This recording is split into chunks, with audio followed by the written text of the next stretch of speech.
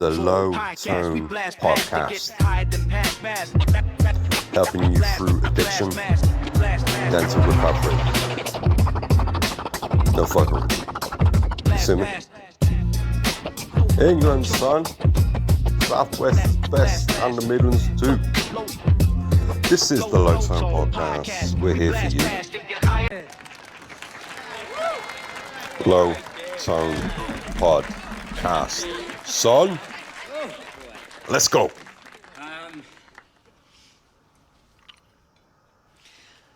When my brother, Harold, asked me to be the best man at his wedding, I was like, of course, man. Because you've always been there for me. Like when I was in rehab, and like the time I couldn't find my car.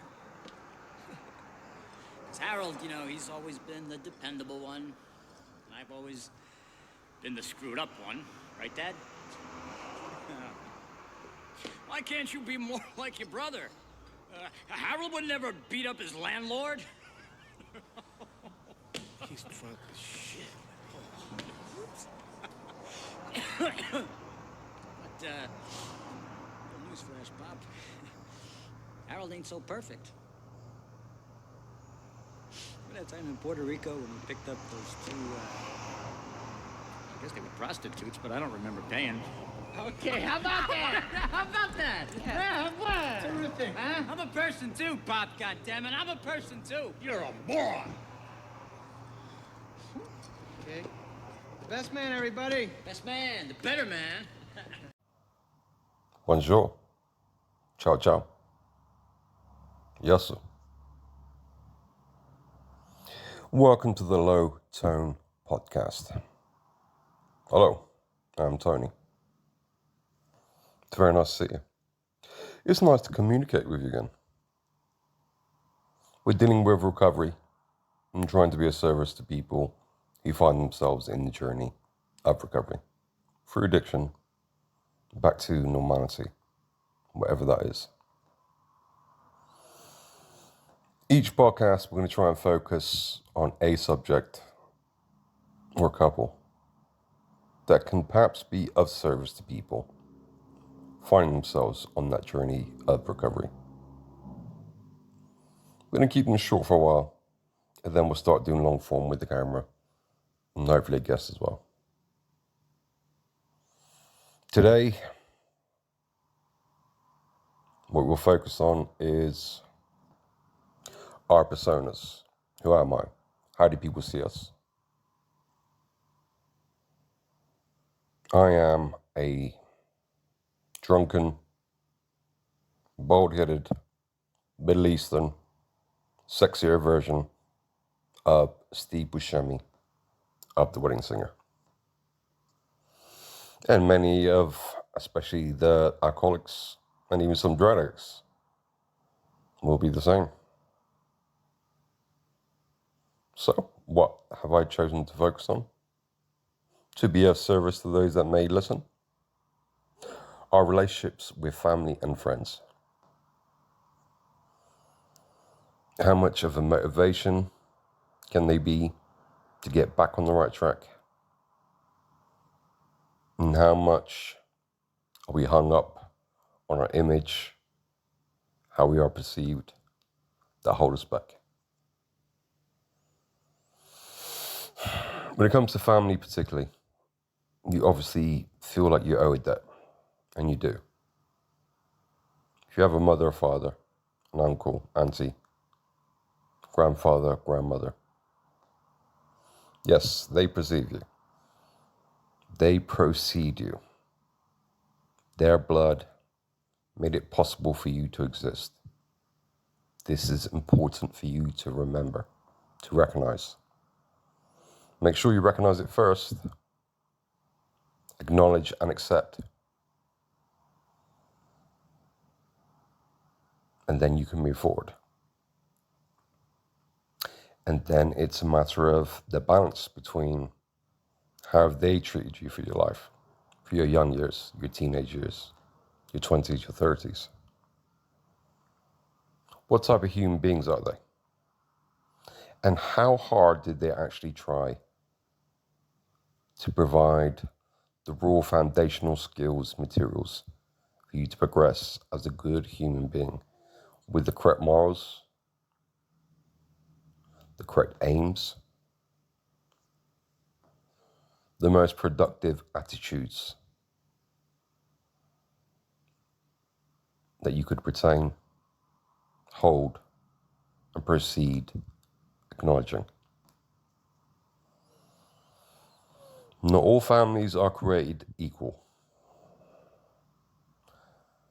Some mothers and fathers are cruel, unkind.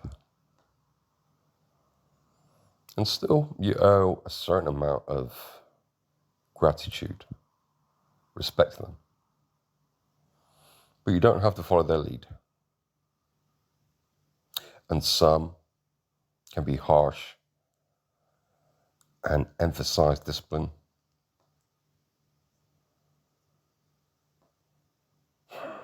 You can decide you don't approve of their tactics, their manners, and you would not treat your children that way. But still see the goodness in them and their intentions, which were hopefully positive. And there are some parents that are very kind. They give you space, perhaps at times too much space, if there is such a thing. But they allow you to push back so far that you lack the discipline of life.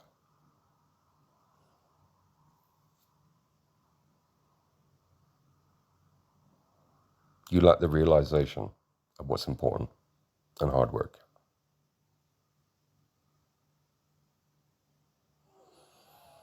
There is a balance between all things. But I feel some addicts, particularly alcoholics, get stuck in a vacuum. They get stuck in a period, a place where they've been very rude, disrespectful, neglectful, uncaring about older relatives. And then in recovery, you have to consider everything they've experienced, where it's been positive or negative. And sometimes you come to the realization that the older relatives were actually good, well-intentioned, not perhaps equipped to communicate with you in the way that would seem sweet, beneficial, helpful, and caring. But some don't have the language, the feeling, the intention expressed to give you what you need, show you what you need, tell you what you need. And if that is the case, then you have to be a grown-up. Consider things, analyze things, and go back to them and apologize. And tell them that you will do better. Then show them examples, whether it's increasing financial success, whether it's communicating with them in a way that makes them feel more comfortable, showing appreciation. That's one case.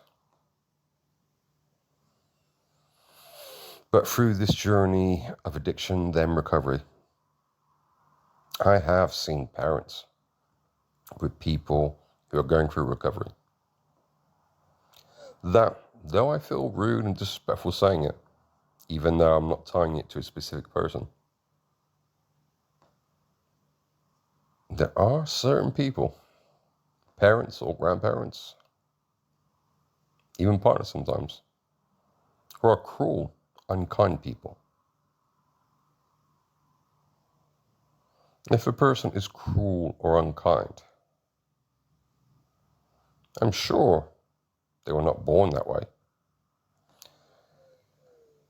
It's happened through experiences they've had through their own parents, their own peer group. But it's still negative for you. It's still toxic. And people throw around the word toxic too loosely these days. Life is hard. People can be harsh sometimes. What it comes down to is intentions. My own parents, I could draw parallels from. Not today, but perhaps next time when I'm on camera. But there is a certain sect of parents, grandparents, that you are allowed to cut out and not feel cruel or unwilling to build or a quitter for not trying to change them. You have to remember, when a person reaches their 50s or 60s, they can still change. I've seen it, but unlikely. There's a certain tone, there's a certain thought, there's a certain belief system that probably is not going to change that much. If it's hurtful, negative, you're allowed to remove yourself from it. And you shouldn't feel guilty.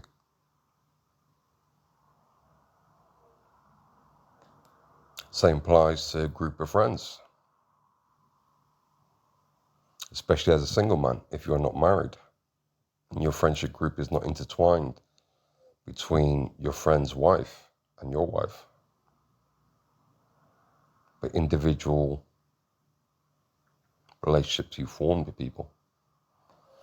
If they are too negative and always say things and do things which in the back of your mind, that comes to the front of your mind, you realize is with the aim of hoping that you stay in a negative, vulnerable position. Physical, mental, spiritual. You see me? Low Tone Podcast. Please like, subscribe, and share. Then you're allowed to disconnect and not feel bad. This is another short one. I think tomorrow I might do the first video one. But once again, as I said, I do want to build a community, as I said in the previous podcast. So if you'd like to send me an email, if you're going through an addiction or recovery, the email address is Anthony, all lowercase, no H, so ANTONY01CYP@gmail.com. It's Anthony, all lowercase, 01CYP@gmail.com. Respect. And the next time we talk, I think we should delve deeper into the communications and relationships between family and the closest friends for our addiction and ultimately for our recovery. God bless, Lil Finesse. Thank you for listening to the Low Tone Podcast. Love you, bro. Peace. The Low Tone Podcast. Helping you through addiction, then to recovery. No fuckery. You see me? England, son. Southwest, West, and the Midlands too. This is the Low Tone Podcast. We're here for you.